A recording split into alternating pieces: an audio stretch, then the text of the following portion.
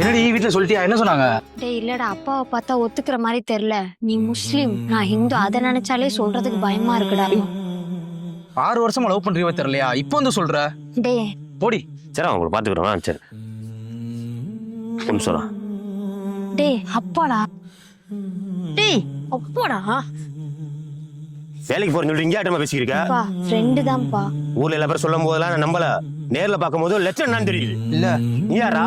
பா இவர்தான் ஆத்விக், நான் லவ் பண்றேன். முஸ்லிமா? ஆமாப்பா.